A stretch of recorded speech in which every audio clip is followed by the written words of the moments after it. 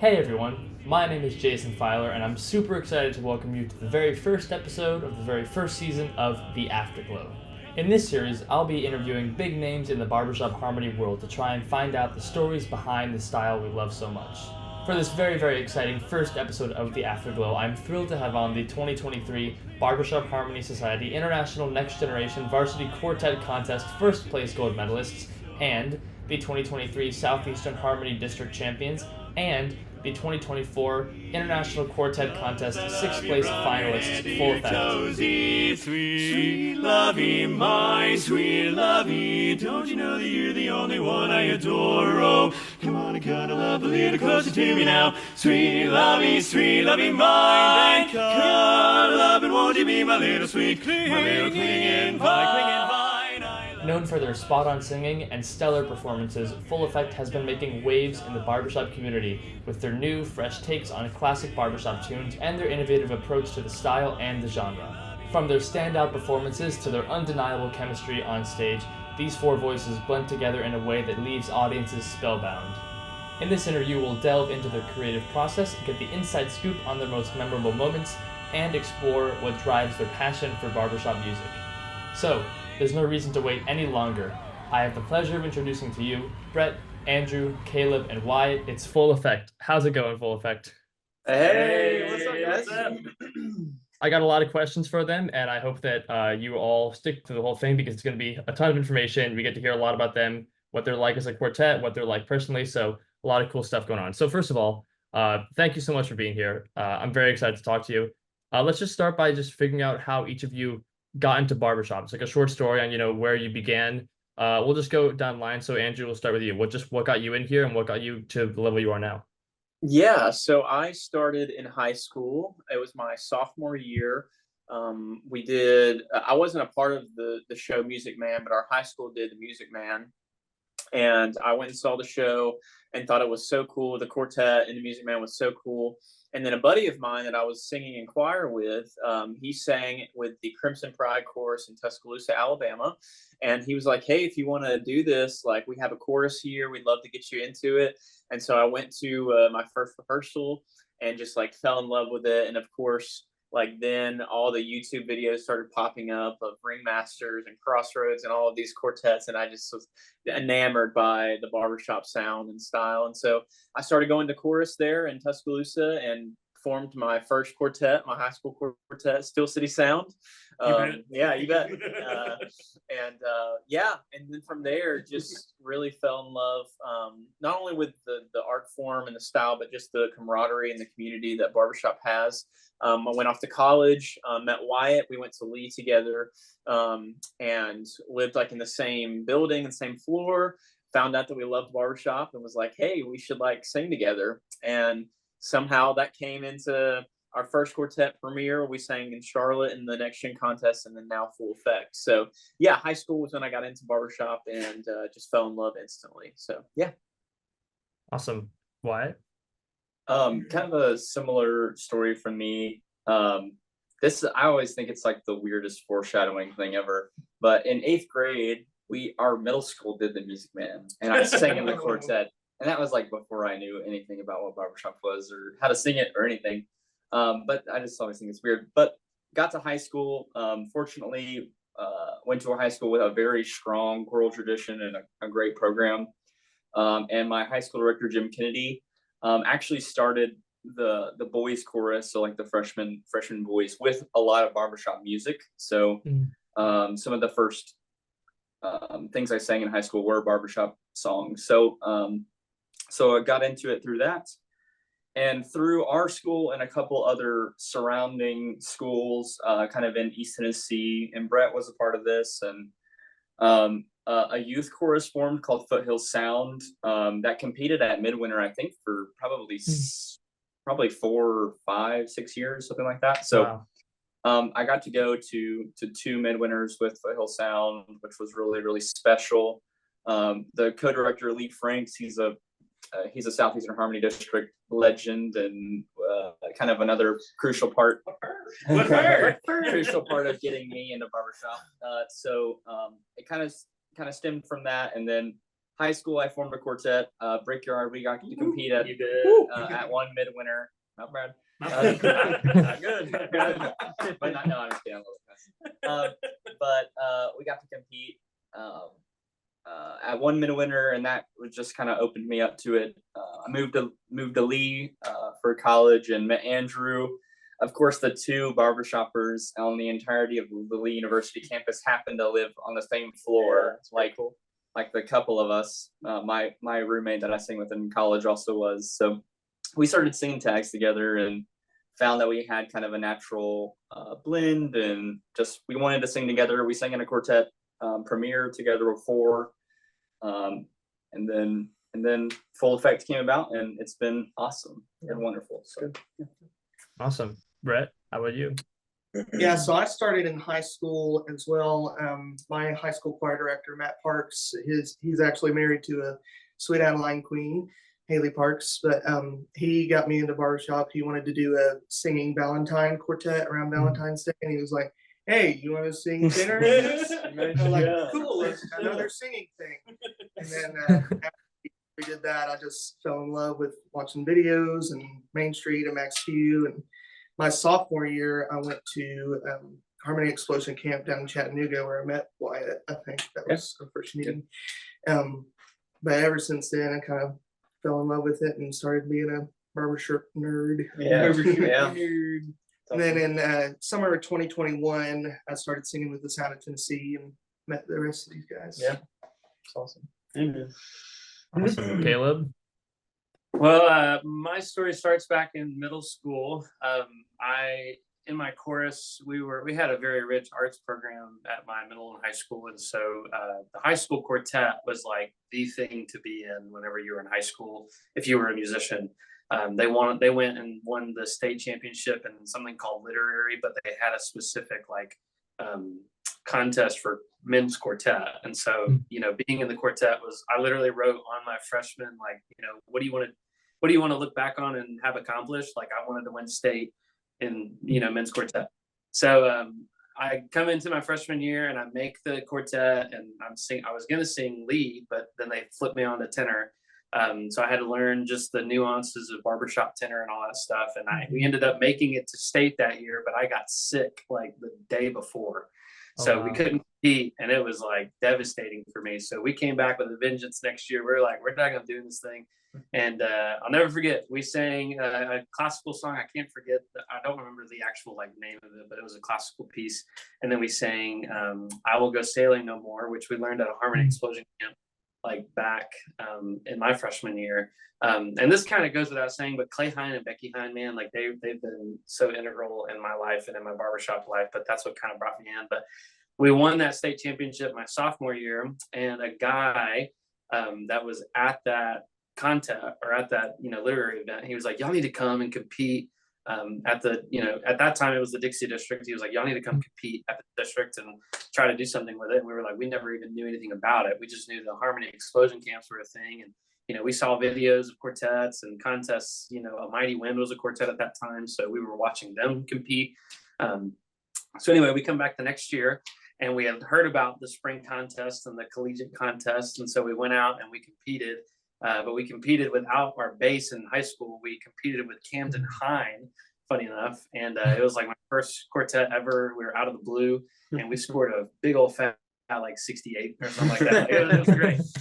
But no, it was just such a cool experience because it brought me into the scene of what barbershop contest is and just that whole camaraderie within the district. And so then that spurred me into, when I was looking at colleges and looking at places to go, one of my top places was at Belmont University, and that's where I ended up going for my first year. And I have a video on my phone of me touring Harmony Hall, and it was me, Wayne Grimmer, Kyle Snook, and James Pennington, and we're sitting there singing Heart of My Heart in the stairwell. And that's what got me connected to Kyle Snook. And then we started a quartet my freshman year of college, and then that quartet turned into Wildfire, and the Wildfire turned into Wildfire 2.0, and and then it just continued into where we are now. So, my whole barbershop journey started with Becky and Clay at Harmony Explosion camps. And A couple of the directors that came in, Mike O'Neill was one, Dusty Schleier was another one. So there's two great directors, and Becky and Clay just fostered such a love for barbershop and me that, I definitely have not gotten rid of since then. So Yeah. All right. That's awesome. Thank you. So now that we know each about like each of you, how did you guys come together as a quartet? Like the four of you are going to come together and say, hey, we're going to do this. We're going to compete. Like, how did that come about? Yeah, sure. Yeah. So it I think it came out of originally me and Andrew, after premiere, we competed in Charlotte, right? We competed in Charlotte, and the bass and tenor of our quartet had aged out of the next gen contest, but we wanted to still compete the next year. So that's kind of how it. Yeah. Really So premiere, we're fortunate we won the Dixie District contest that fall, and we were like, okay, it's probably time to hang it up. Our tenor was moving, and our bass had aged out, and so we were like, we still want to sing together. I was singing baritone at the time, but through those days of it just being the two of us at lead, we would duet songs all the time, which sounds really nerdy, but we didn't really have anybody else to sing with, full song. So I have plenty of videos, by the way. Yeah. So, me and Andrew would sit and duet bass and lead a lot. So, and I'm not a bass, like, a true like low bass, but I was like, okay, maybe I can do this. I'll give it a try. And we had been talking to Caleb, and we were like, hey, we're thinking about, trying to compete again next year in the college contest. And originally I was going to sing baritone, and we were looking for a bass. But then we started to get together, and we're like, okay, maybe this will work. And a couple basses we had talked to, it just kind of wasn't the right time, and then it kind of fell through. And then we were like, we have this awesome tenor singing in our chorus, and this is Brett, of course, sweet angel prince, maybe. So we were like, hey, maybe we could see would Brett be interested? Let's give it a shot. So I think our first time really meeting was at your apartment, right? Yeah. Well, even before that. We started doing some tag singing at our Afterglow, chorus Afterglows, and we were like, okay, this is something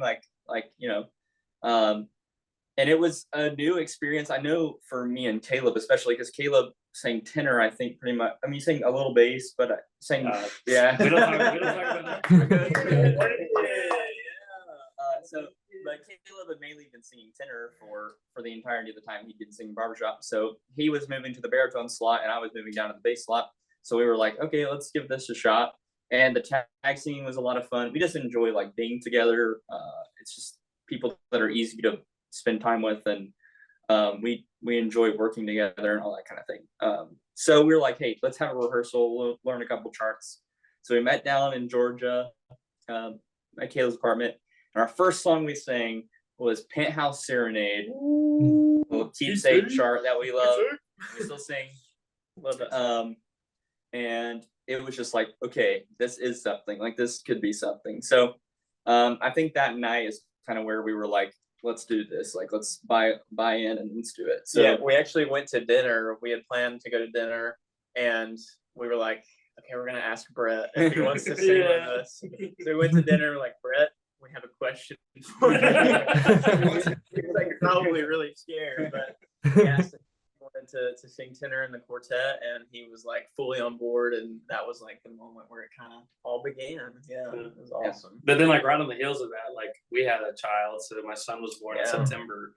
And that honestly gave us some breathing room because they were able to compete at district and all that jazz. Yeah. But then it's I think our first rehearsal he was maybe 2 months old, not even. Yeah. And we met at my in-laws' house in Dalton, Georgia, and we rehearsed all weekend. And it was just, I don't know, from that moment on, we all were just this is, it's gonna be something. we just talked about we want to leave a legacy within this hobby, within this society that people have come into the society for barbershop, and that's where we all started.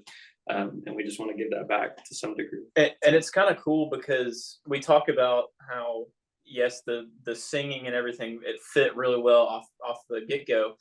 But really what we loved about this group is that we loved hanging out. and we would go to these afterglows after chorus and just sing these songs. And I just like loved hanging out with these guys. And so we always wanted that to be the basis of why we are together, is because we're four best friends. We love singing together. We love having fun.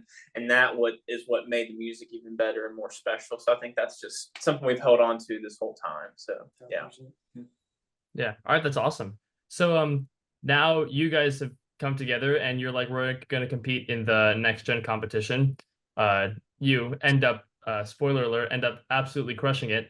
So I'm just wondering, what was the rehearsal process going into something like that, where you guys, most of you had competed in the varsity competition before. So what was it like, with this new group saying we're going to go compete, and like, what was the sort of rehearsal preparation like for the time going into 2023? Yeah. So, yeah, we, both quartets that I've been in the next gen contest were really all quartets except for California Kid. We were all within the Nashville area, but Wildfire and this quartet, we were not necessarily super close. We were close enough to where we could rehearsal work. But for us, our general mark was trying to at least hit like one weekend a month, if not two, if we could. But we also all do sing in the Sound of Tennessee chorus. So on Tuesday nights, we'd get together before, after, just have those 1 hour, 2 hour slots where we would just sing our charts and just kind of piece through things. Something for us that kind of was a wrench in our plan, and I don't know if this spoils any questions later on, but we were at our retreat for chorus, and we had actually decided we were going to sing Quorum's "Do I Love You" and Platinum's "Cuddle Up." Like, that was our set going into.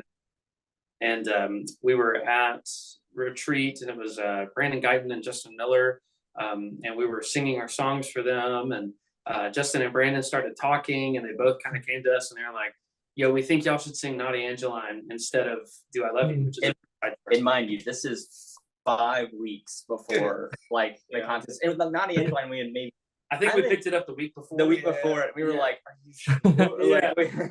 I'll never forget it. We went into our room after it all happened, and we were all like, I remember I was like in tears. Yeah. Because we were so, especially me, I was so attached to "Do I Love You." We've been singing it for so long. I was just like so shocked at like, oh my gosh, like what a change really soon before the contest. Yeah. So I mean, in terms of rehearsal, we tend to spend our time on those two songs, and of course, if we have shows coming up, we'll do some show things. But for that contest in particular, I mean, we were repping "Do I Love You." We were duetting. We were trying to get in the headspace of what that song would take in order to just have an impact on stage. And of course, "Cuddle Up," I think we sang a tag one time at our Afterglow spot, and we were like, okay, that needs to be something we sing. So those couple of things, we were piecing through just the grunt work of what it takes to put two songs up on the international stage. And so whenever that happened at retreat, it was like a big time, whoa, what are we going to do? Yeah. And we made the decision. We're like, yeah, I mean, if these two people, they believe it very, very heavily that we're supposed to sing these two songs, then yeah, we'll give it a whirl. And I think we maybe had two rehearsals with Naughty Angeline, wow. Just in depth. It's pretty crazy. Because we literally, this is what happened. Retreat happened. We came together, I think the following week or the week after, and we had two little 1 hour sessions, and they were with Drew Ochoa, who's a great friend of ours and a great. And then after that, he got married, and then it was honeymoon, and then there was some other things that we just couldn't meet. And so we didn't really meet for the entirety of the month of June. And then we met the weekend before International, and we pieced through everything. And then we had a show that Sunday or something like that. Yeah. And then we left on Tuesday. So it was wow. very, very pretty quick. Unbelievable how it came together. Looking back, we're but something we learned, I think, through that process, and this is something I would say to all next gen competitors. A lot of times I think that there's this stigma of ballad up tune, or they have to have these custom charts or whatever. We approached our music with simply due to the fact we love singing it and we had fun with it. Yeah. And both of these charts really taught us what we do well. And they were both, funny enough, Clay Hine charts. And so Clay writes incredible barbershop. And so whenever we picked these two, Naughty Angeline, I mean, it came up within a week. Yeah. And then we were hitting the ground running with it. And so those kind of things, it gave us tools in our toolbox to say oh, we're really, really good at just picking up solid barbershop, the DNA of what barbershop is, we can pick that up well. Now it's just a matter of figuring out the nuances of all that stuff, which of course is stuff we're still working on today. But yeah, that's kind of what that looked like. But it was crazy. Yeah, it's pretty unbelievable. Yeah, that's cool to hear about, like, that sort of last minute change. I had no idea. But so about Cuddle Up, I was wondering, because I mean, that is, historically, before last year was, the greatest, like the highest scoring song that, had in the modern scoring system. So what, I mean, you guys must have realized that it was like really big shoes to fill, and obviously you did a great job. I was wondering, like, were you guys like worried, like, oh, people are going to be like, it doesn't sound like Platinum, or are they like, what are they going to think? Was that a part of your process, or was it just like, we love to sing the song, we're going to do it? What do you guys sort of think for that kind of thing? Good question. I mean, honestly, we didn't really think about that, because we focused so much on, do we like singing the song? How does it feel to us? And Cuddle Up was one of those where Caleb jokingly said we sang the tag at an Afterglow, and like, oh my gosh, we got to sing this. But really, again, it comes down to the identity that we had adapted, which was just classic barbershop and something that we excelled at. And I think we just kind of grabbed that and said, let's do that, because we feel good about it. We love doing it. It's fun to us. And let's not venture out right now to find something different. And I don't think we really focused on that. Of course, like, in the back of your head, you're like, oh my gosh, like, you're never going to live up to Platinum. But no, it really just came down to, we loved singing classic barbershop, and Cuddle Up is probably one of the most iconic classic barbershop songs, especially in the new, 2000s era. So I don't think we ever really thought about that. I think this goes also with, just something we're still walking through and understanding. And I would say a piece of advice to like any quartet is like, one, finding music you love to sing, and all four of you love to sing, is so important. Like, don't, like, if one person or two people like don't like to sing it, probably like just don't sing it. Sing stuff you like to sing. Like, that makes it so much easier to connect to. It takes a lot of the self-inflicted pressure off, I'd say. And Cuddle Up too was, and identity is something you talk about in quartet, like finding your identity and like, who are you? And we knew, I think, or even early on, what we were and what we weren't, and we didn't want to try to fit ourselves into something that we weren't. Because that can be a pitfall of a lot of young quartets. And I'm not saying we haven't, made maybe some missteps here and there, but Cuddle Up, we were like, that's us. Like, that's something that fits our identity, fits our quartet.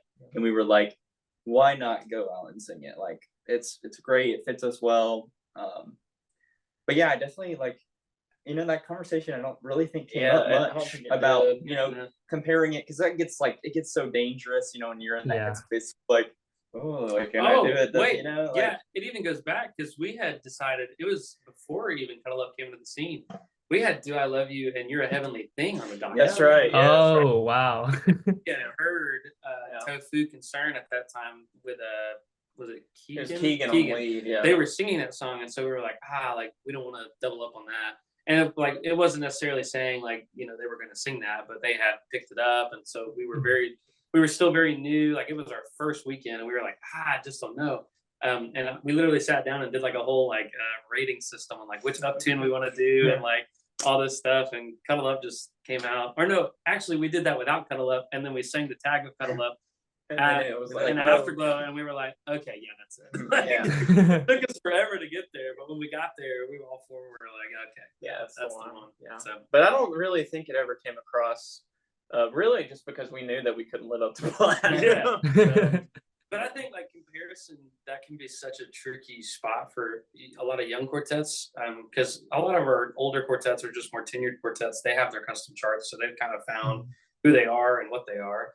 But for younger quartets, they look at these songs, and I think a lot of people get kind of sideways about younger quartets singing like the Notre Dame medley or what's the Crossroads banger?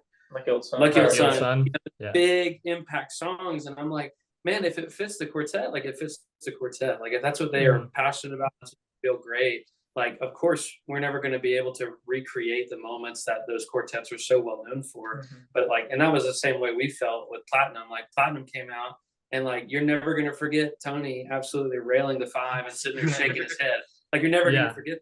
But like, our job was not to emulate them. Yeah. Our job was to go out there and sing this song the way we would want to sing it and the way we would want to remember it. So yeah, but platinum, I think, yeah, to Andrew's point, like we were always like, yeah, platinum, we're never gonna get there. So let's just Like, go platinum's as up far as here, we can. and we're like way down here, so we're not gonna get up there. Yeah, that's awesome. I love what you guys talk about identity, because I was going to ask about that, because you guys had, mentioned that you kind of just fit really well doing the classic barbershop, and that just, and that reads so well when you guys perform, and it just makes sense. Even like with whether it's like the uptunes or even like the ballads too, they just, they err on the side that it's, less of the, it's like a cool modern sound, but it's still just very classic barbershop. I think it's really cool that you guys, have that kind of sound, and it's very fresh, but, still a classic arrangement. So I was going to ask, what was it like for the difference between the last convention and this convention? Because obviously last time you sang the 2 songs, and then you sang the, on the finals night, you sang you sang again, but this time you sang the 6 songs, and then you had the mic test and the swan song. So what was that whole thing like, and how different was it for you guys than the last time? I think stamina wise, we tried to build up to that over the course of the week, like not over rehearsing or tiring ourselves out, especially with all the next gen stuff that we had to sing with the trophy and all that. So it was Wednesday was a long day. Wednesday was very long. Yeah, definitely a challenge, and luckily enough, our chorus was not competing this summer. So that was a little. That would have been weight another off our added shoulders, layer. So Yeah. we'll have to deal with that next year. But, so I think that was a challenge to overcome for sure. Yeah. And something to add to what Brett was saying about not over rehearsing, that's something that is easy to kind of fall into, especially when you're right, your contest week, even if it's a district contest or even internationals, you're not going to really fix things in the rehearsal before your performance. You can't go in and say you're going to do this and then it's going to come across in an international stage. So we tried to be very cognizant of not doing that. Whatever we did leading up to international before we got there, that's what it was going to be. The rest of rehearsing and stuff of that was getting into the mindset of where we needed to be, just some fine tuning, singing things. But yeah, it was really focused on building the stamina up, because we knew that, of course, Wednesday was going to be a long day, and hoping that we made the quarterfinals would have been 2 more songs, and luckily we made the finals 2 more songs. But at that point, we were just like running on adrenaline, still unbelievable that we were able to do that. And it was. I think Andrew's like so spot on. I think the biggest difference for me is just a little bit of like the mind game and the mental space you have to be in. And I think something that I really think helped us accomplish what we wanted to do in Louisville was we didn't walk in, I think, with any like of this crazy self-inflicted pressure. Yeah. Because I think there was a little bit of expectation, like when we qualified first, and like there's an expectation like you need to go out there and do what you do.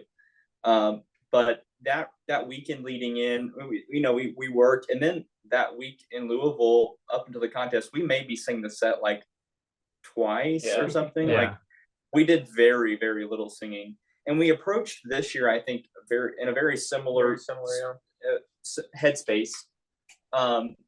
It's definitely tougher, I think, like because you finish on Wednesday and you're like, oh, maybe I have to sing again, and then you do have to sing again, then you have to sing again. So it's like just like navigating, like keeping yourself like focused, but also not overdoing it, and because the pressure does build as the week goes on, whether we want to try to push past that or not. It just happens that way. But I think I was very pleased with how we managed it this year.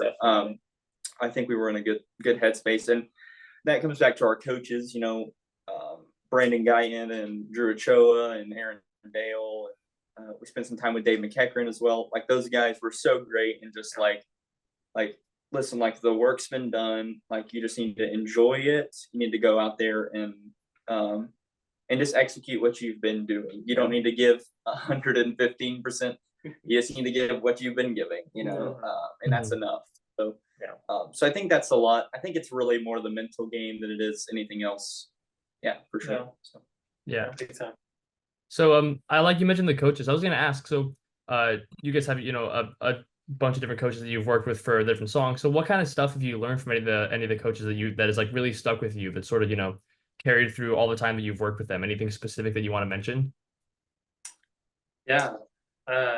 Brandon is a very high level of singing. That's just his focal point.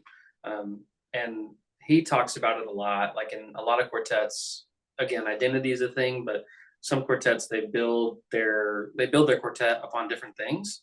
And so he always refers to us. He's like, whenever we were starting, he's like, y'all need to build the foundation of just solid barbershop singing, because then everything past that can be taught, can be learned.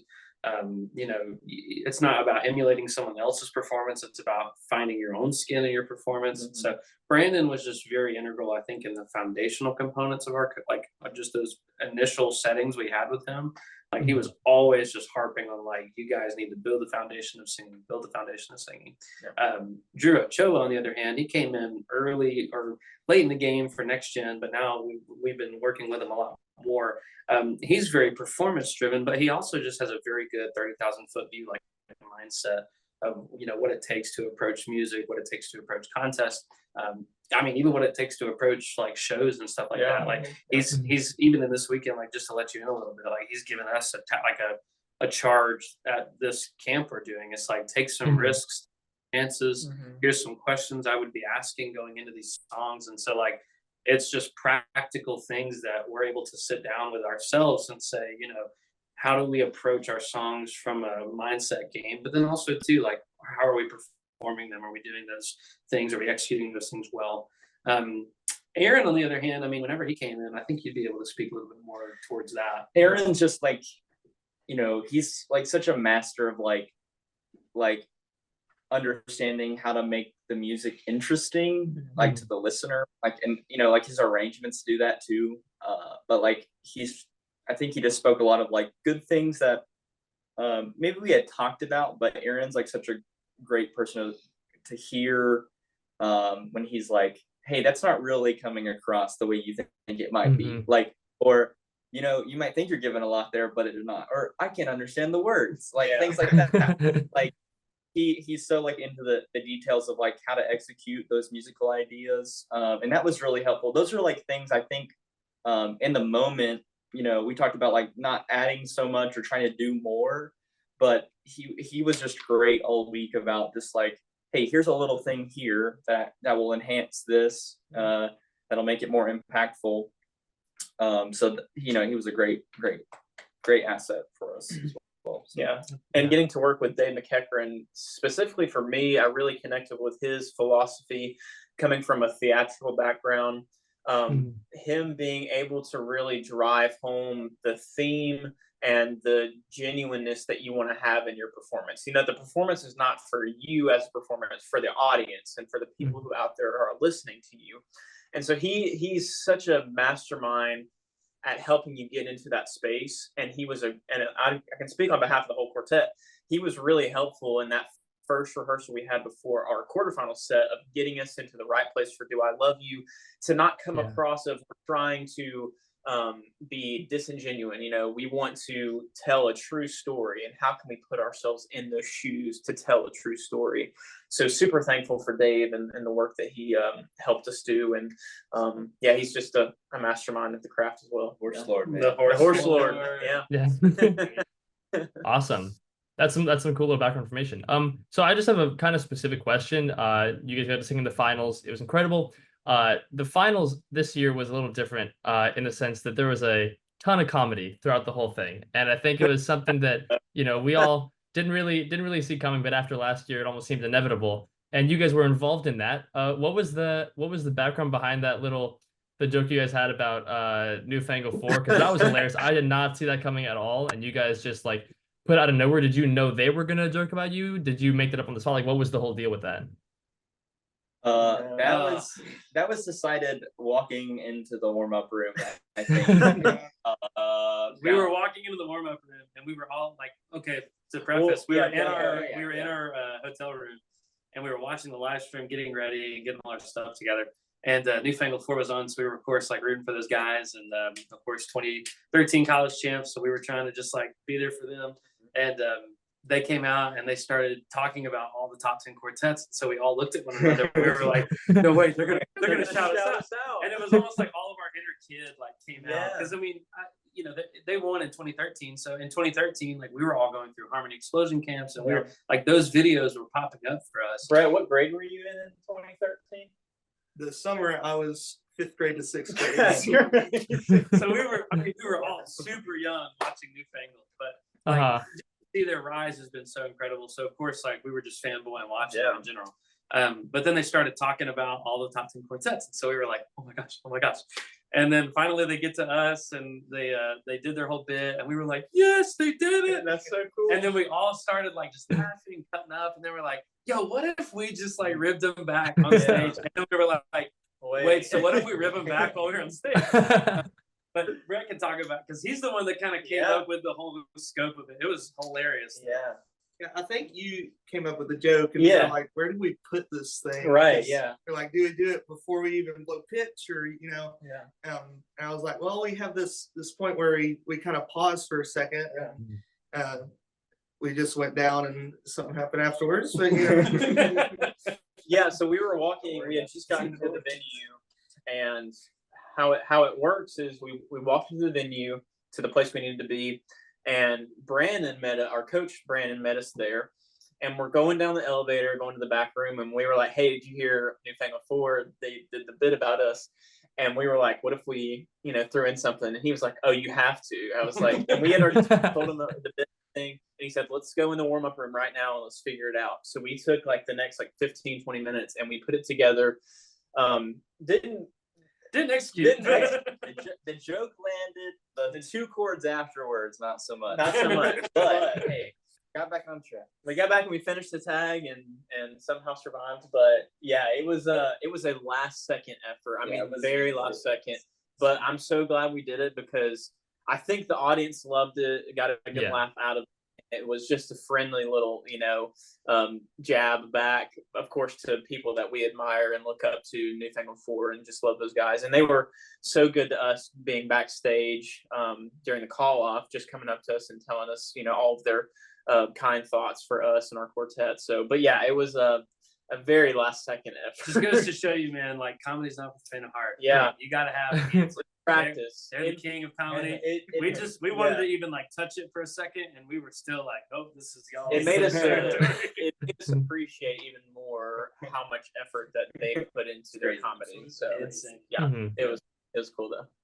Yeah. All right. You mentioned the call off room and that kind of stuff. What was that like? You know, I mean, it was you guys had been, you know, there was a call off for Next Gen, but that's much different. Obviously, you guys were all in the stands. So what was it like being backstage for the first time with, you know, all these, you know, big names, and now you guys are there, you're hoping to get a medal? What was that feeling like there?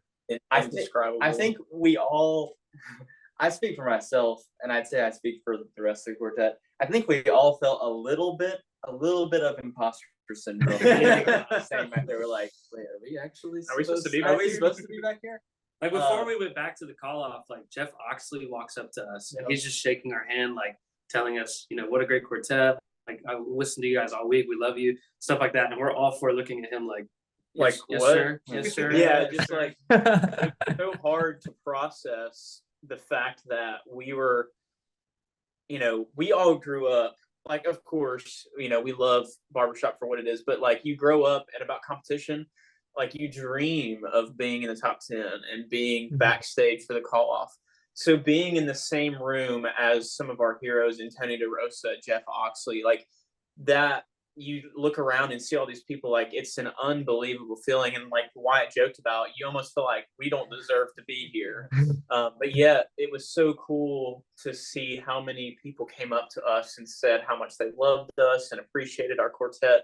And it just made me realize how even more special it was to be back there and be in the top 10. And it was just like, I still have a hard time describing the feeling of it, because it's like a thing you dream of.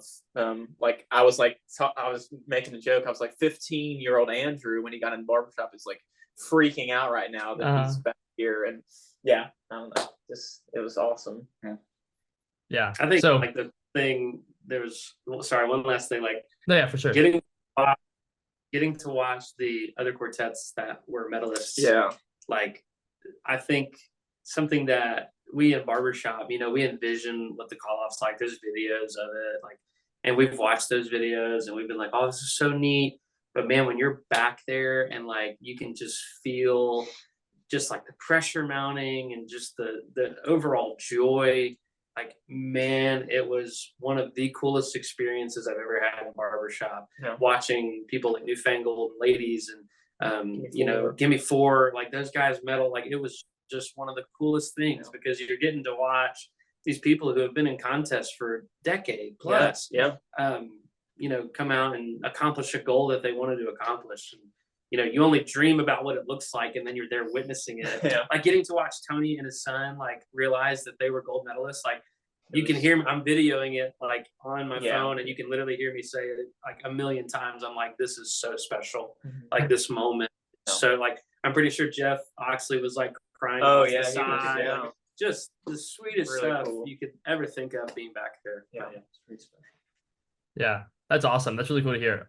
So you guys were rooting for Newfangled before they eventually medaled, you know, for the first time. You guys were right behind them. So this the question remains, what's going on for you guys next? Are you guys gonna still be competing, and what's next for the quartet just in general? I'd say, you know, we're like, I think we're as fired up and as ready to go as we ever have been. You know, I think we all knew that we had it in us this year, but I feel like we've turned a corner of like I think we believe it now more. You know, that we maybe we have it in us and we can do this. So yeah, we're ready. We're already talking to coaches, kind of getting our year planned out, you know, getting some new music running. So Awesome. we're really excited for the future. I think it's going to be a very special next year. And yeah, so it's been. Yeah, and I want to just speak a little bit to what Wyatt was talking about. And Brandon has been such an just amazing help in realizing this, but he has been so great in telling us, you know, you're at a certain point, like, yes, it's great that you won next gen and you're college champs, and that's great. But then when you get to go compete in the open contest, it's a different animal. It's a different beast. And it takes you believing that you can do it, that you believe you're supposed to be there, and you believe that you can make this jump. And I think Wyatt is very true in that this year was a moment for us where we turned the corner and we actually do believe, like, hey, we're supposed to be here. Like, we've worked so hard for this, and just we're so humbled to be sixth place in the world. Like, that's so cool to even say out loud, but it just makes us want to work even harder because we know it's just it means so much to us. And so yeah, I just think I'm so thankful for Brandon and how much that he has emphasized believing in yourself, because that's half the battle of all of this. The game that we play in the competition is, do you believe in yourself? Do you believe that you can do it? And I think that we've really turned that corner in having belief in ourselves. So I'd love to hear Brett talk a little bit, because like, if you don't know, Brett, like literally his first time on a contest stage was next gen last year, and then his first time on the open contest stage was this year. And Joker came out like, I mean, my first quartet scored a 68. His first quartet scored a 83.2. Like, insane. But I would just love to hear from his perspective, you know, like just kind of like the journey that you've been able to walk in, just being like, you're just walking in like, this is my first time doing this stuff. But it's definitely been a surreal moment for sure. And, you know, walking into it with three great friends to help you through it as well. And I think I'm still at the point where I'm figuring out my tenor voice still too. But it's just been a really, really cool moment to dream about it for so long too. And just like, we're here. Can we do this? Yeah, it's been cool. Yeah. And what he just said, like I think the dream aspect, we've been dreaming of this moment for eons, and then it's like, oh, it's happening. Oh, it's happening really fast. Like, oh, we've got to really take everything in, you know? But yeah, I think to Wyatt's point, like that moment for us, I was talking to the guys about it before we went to international. It's like, for the next gen contest, you get so in your head about 2 songs, and it's like, that's it. You go out there and do 2 and you're done. But like for the open contest and even getting into finals, it's like, the more out of your head you are, the better. And like for us, I think we still in this year, we had the imposter syndrome. We had we don't know where we sit. Like we're just kind of, we have no expectation. We're going to go do the thing. And, you know, now that we kind of see where we landed, it's like, oh, okay. Like now we kind of know where our trajectory can be, where we want it to be. And then of course, what we of course dream of it to be. Yeah. So. Surreal. Yeah. Awesome. So one of the last few things, I want to play a short little game just to see what you guys are, you know, just more personality kind of stuff. So I'm just going to be asking you questions, and it's going to be who's most likely to for the thing. And I'm going to ask you to hold up a number 1, 2, 3, or 4 for tenor, lead, barry, or bass. So I'm going to ask a question, and then I'll say like 3, 2, 1, and then put up the number so you think who is the answer to that question. Okay. All right. That's good. All right. The first question is, who is most likely to be starstruck by barbershop giants at conventions? All right, 3, 2, 1. I should have said Okay. I think it is Brett. I think it is Brett. Yeah. I That's panicked. I just went with 2. I'll be right. with you, Brett, 'cause I'm pretty. I think I remember the guy talking to the guys. I was like just speechless at like walking around, like Jeff Oxley coming up to us. I was just like, I don't have anything to say. Yeah. Yeah, but definitely Brett. 1000% Brett. Yeah. All right. Who's most likely to totally crush a post in a good way? 3, 2, 1. Oh yeah, I'll give it to Give it Nice. to You got We make him do it every Make time. him do it all the time. a lot of good high ones. That's awesome. Yeah. All right. Who's most likely to stay up really, really, really late singing tags?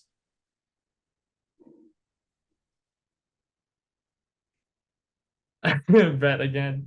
It's Brett again. I went to bed at 5:30 in the morning at International. Yeah, I was. I think we were right we there. were. Yeah, we all. Were you there too? Yeah, I think us three. I went to bed at 2:30. We were there till the very end. So yeah, The sun was rising as we walked Yes. back into the headquarters. right. That's right. That was 2 hours of sleep and drove 8 hours home. Yeah, man. That's awesome. All right. Last one. Who's most likely to obsess over the scores of the contest?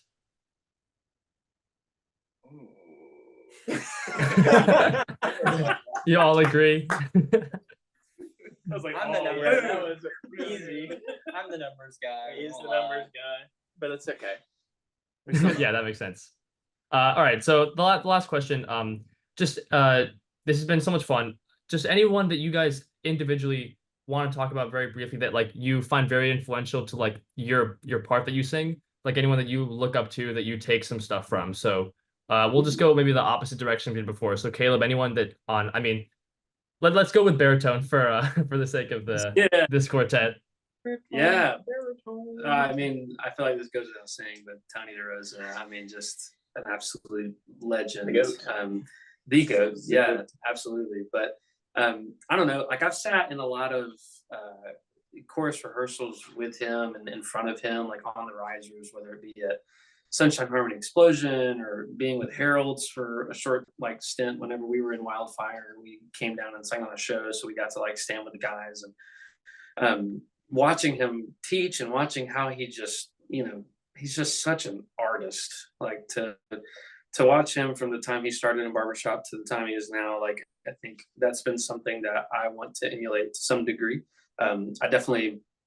I don't want to be Tony DeRosa, but I at least want to be able to leave somewhat of an impact that he has left in some degree. And he doesn't even know it, just how much of an impact he's left on people like me and other quartet people and just barbershop in general. Tony's just someone that you like, if you're singing in the baritone slot, like you look to that guy and you're like, I've got to learn something from him. Yeah. Man, there's a lot of great baritones. I think from like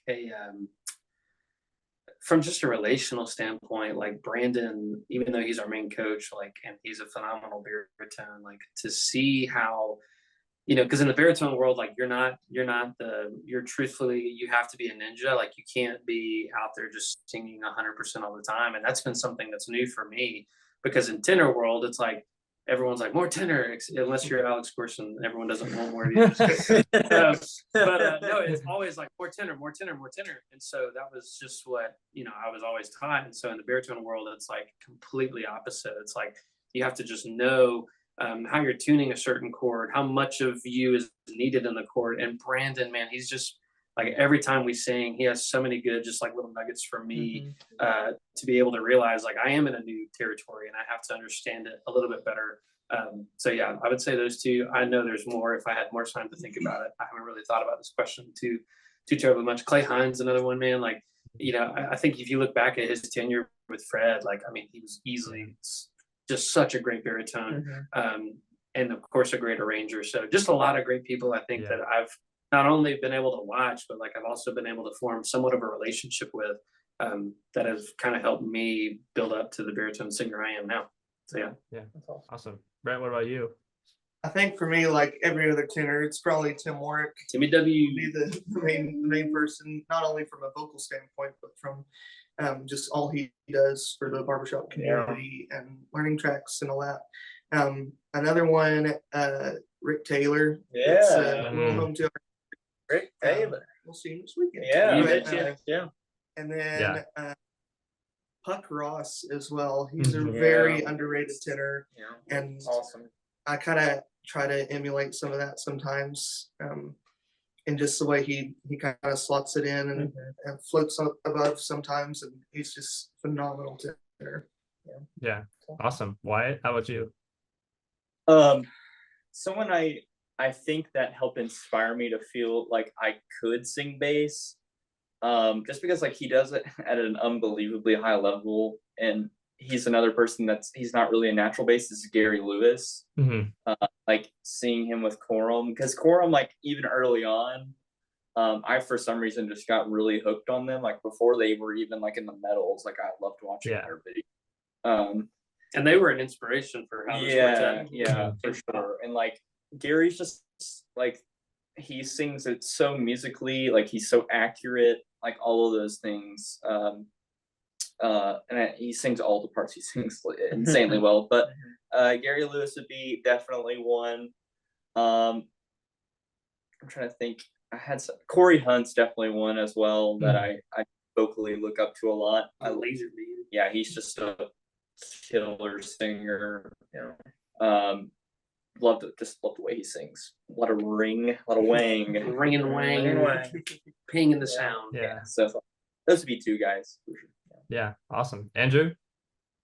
Yeah, for me, number one is definitely going to be Drew Ochoa, and it's pretty surreal to be working with him now. I was actually talking to Wyatt about this earlier today. One of the first barbershop videos that I ever saw was After Hours singing Rosie, a really cool chart that they do.